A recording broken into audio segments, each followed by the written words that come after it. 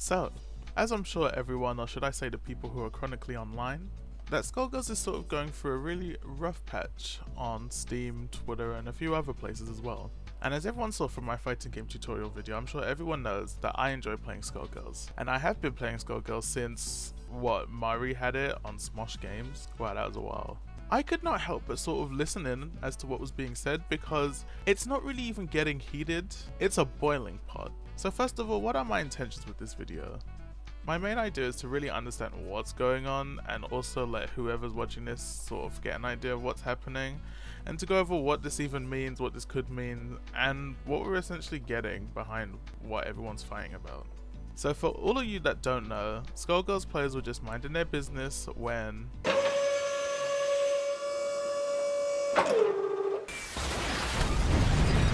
So what did this patch include exactly that has everyone going crazy? Well, it seems that when you look at the changes by themselves, they aren't exactly massive or even major. But to the people that have an idea and also have their own opinions already, do not take that statement as me saying that these changes are of no big deal. Like I said, my intention here is to come to an understanding as to what's going on and to sort of decide where I'm going from there. And I sort of implore you to do the same, even if you come to a different conclusion than I do. So we're just going to look through some of the changes, but also look through things like what is the motivation towards these changes, because maybe it will shed some light on what the intention is, and I honestly believe that is going to be the key word here, intention. So a lot of articles are saying that the Skullgirls devs sort of removed this content because they felt it was in poor taste. But what does this mean exactly? And when you look through some of these, you sometimes can barely notice that anything has changed. So I want to start with the smaller changes in my eyes and then slowly move to the bigger ones and what essentially this could mean when it comes to that poor taste. And this is with the help of Lalito TV, who has put these comparisons together so that we can see what has been changed.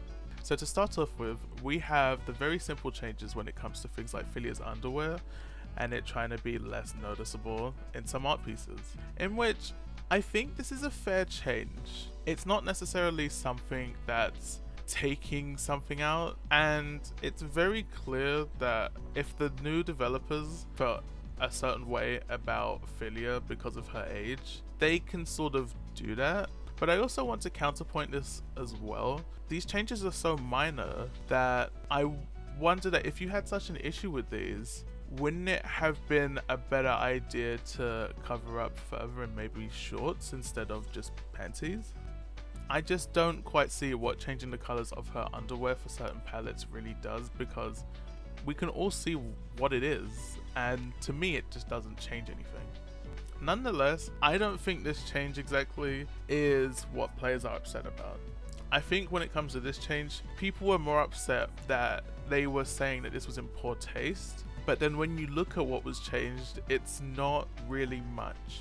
Next on the list we have the egrets, in which I feel the criticism is fair, but only that fair. What I mean is, I don't particularly hold this reasoning to be very high, but it also doesn't mean that it holds no basis either. I can totally see how someone could come to the conclusion that these would be Nazi presenting. However, we do need to be aware that this game is more than 10 years old, and here is where I feel like you could use the statement of, you've had all this time to really say something, so why didn't you do it then? Which I feel like is fair, because if people were off-put by potential Nazi imagery, I'm sure it would have come out, because Skullgirls didn't just come out in like 2018 or something.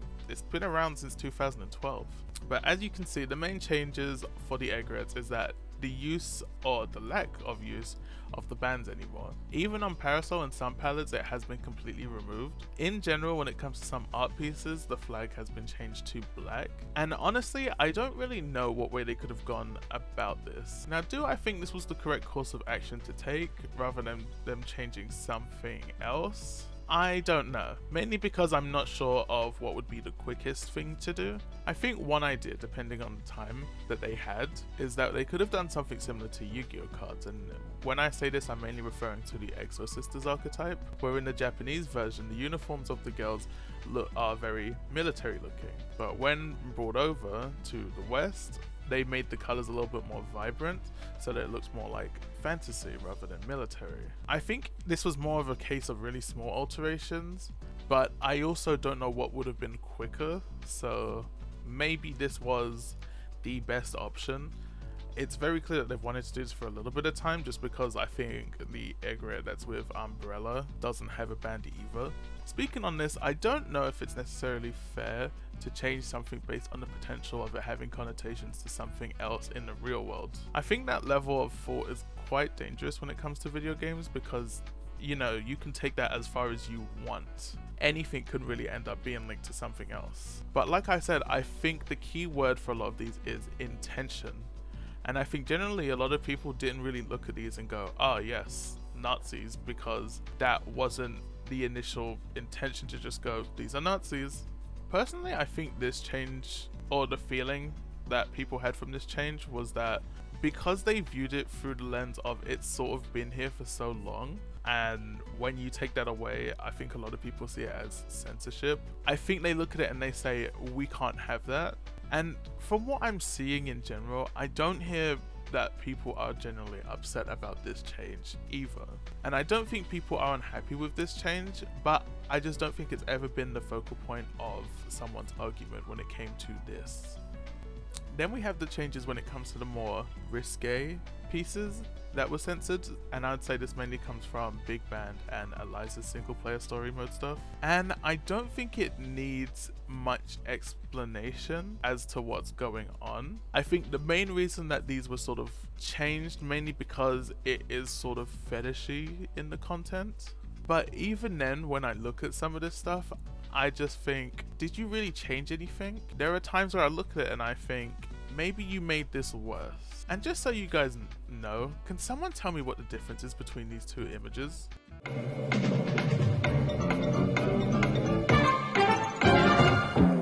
Did you get it? Now I really want to get into these next two changes that I think when I first saw it, it didn't quite bother me, but then I had to do a little bit of sleuthing, and then my mind sort of changed on it a little bit. So I want to just go back to Philia for a second. I feel like Philia definitely received the most changes. But going back to the Philia conversation, we can see that during the burst animation that Philia has, her hair turns into an afro. Now, this is the strange part where it starts to get a little bit weird. Now, the issue comes with what was removed in this case, and that is an afro comb. Now, this little detail wasn't really anything big, and I don't really know what it's meant to imply either. Just remember, we are still removing or censoring content because of it is in poor taste. But then I thought about something. Doesn't Fukoa have the same burst animation?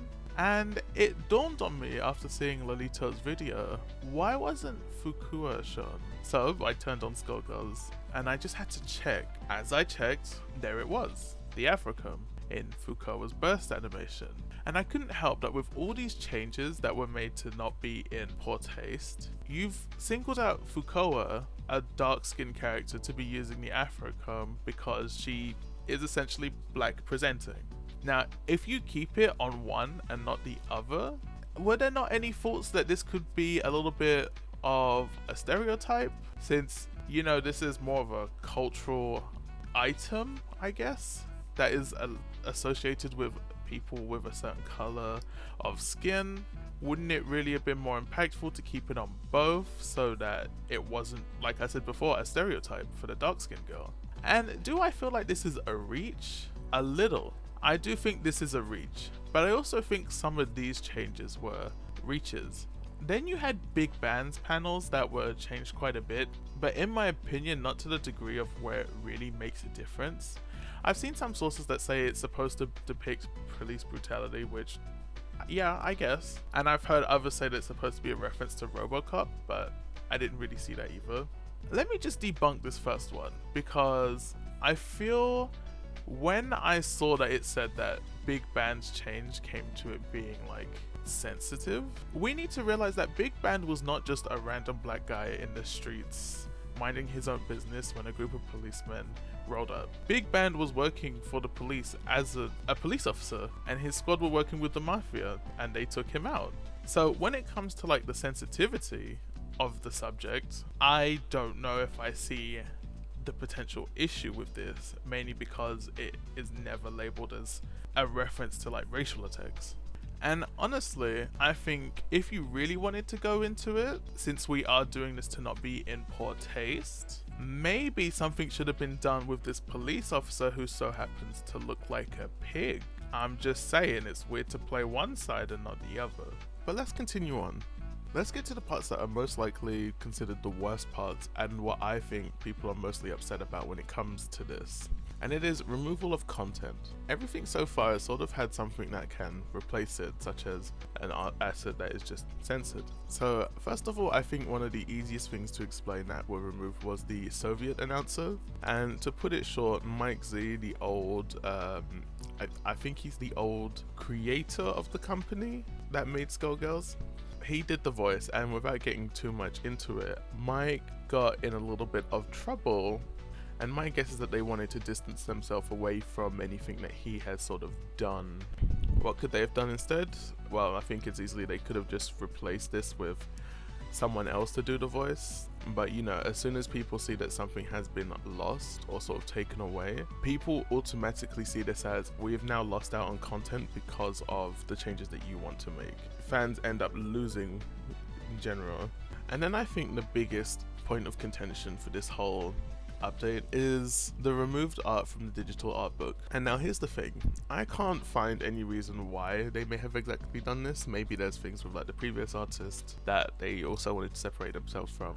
For the people that don't know, Skullgirls started off as like being crowdfunded by the fans, and so when the fans were told that, hey, we're gonna give you this, and then 10 years later some of that content is then removed, while yes, it has been a long time, I think it's fair that people are annoyed with this.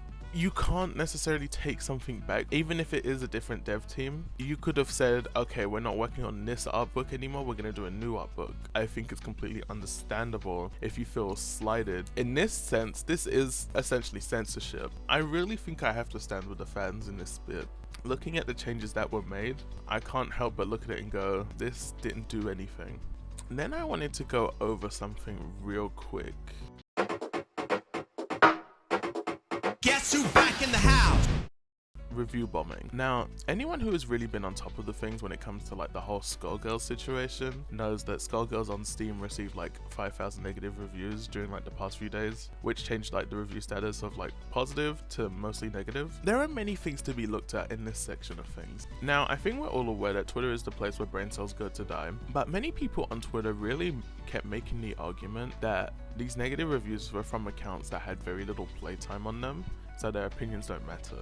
And I think you could say this for some games, but I feel like it's a little bit nuanced when it comes to Skullgirls just because it has been on many older platforms. So maybe some people feel they can only voice their opinion by buying a copy now, since it's not. But I also think an important thing to realize is that some of these people do not care. Where there's negative bombing, there's something that I would like to call positive bombing. And this is one of the biggest key points that I wanted to go over in this section. I think it's strange that Steam then removed a lot of these negative reviews under the guise of these aren't relevant reviews because they don't talk about the game. But then you also have positive reviews that are kept on, which do the same thing. And what ends up happening is that the company is left with more positivity. Meanwhile, the people who actually are having problems and want their voices heard are silenced instead. Cease thy savagery, behemoth. Eat, breathe. But I also think this leads into the next question. Where does this animosity come from exactly?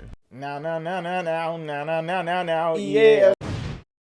And in all honesty, they really should have just came into this update with it being a toggle to turn these changes on and off, because guess what, we would not have even had this issue, in which I think the biggest issue here was just communication in general. And I think we're seeing this with a lot of companies who make these sort of decisions.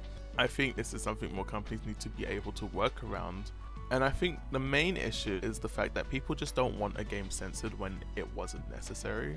And I find it strange that gaming journalism, Polygon, is trying to demonize these people and really sort of put a political spin on this I also find it a little odd that the people who don't care or just disagree with the people who are angry just immediately label those as like wanting to sexualize a minor, because I really do think it's being boiled up into something bigger than it really is. But I also want to say, from the other perspective, I don't think it's quite fair to say that this all comes from woke change. I don't exactly take these changes as being woke, but I do see them as being significant. But I also want to say something in defense of some of the devs as well. I think it's very harsh for a lot of the people coming out to say that the team isn't talented. And we have seen great things come out of the game when it comes to like Annie to Dahlia. But what I can't defend is when someone on the dev team starts opening their mouth and bad-mouthing their fans based on sexual interests, but then also having similar sexual interests that don't exactly line up with what is being preached. And I definitely can't defend it when the main Twitter page is out here liking tweets that are calling their fans creeps. I don't really like this weird sort of gang up that the gaming journalism space and gaming companies as a whole tends to have recently. And I think it's also fair to say that it is a little disingenuous to take on a game based around fanfare and that has been primarily recognized for its lewdness, and then trying to villainize the fans who did like that about the game in the first place. Because if you had an issue with that in the beginning, then why did you take it on at all? I guess it's not entirely fair to completely disregard those people, because it would be like if Koei Tecmo did the same for the Dead or Alive fan. What I want to make clear is that I think that at the end of this, Skullgirls will not face any negatives from this. I think this is essentially a perfect PR move when it comes to Skullgirls, because I feel some people are gonna buy this just to like play it from the controversy, and some people are just gonna buy it to leave a review. And that's what I see this as. I think that they just did this because it was going to build up some sort of reaction and get people talking about them. But that's the end of the video for me. This video really shouldn't have been this long, so that means next week you are getting the short video instead of the music tier list. Yeah, that's all.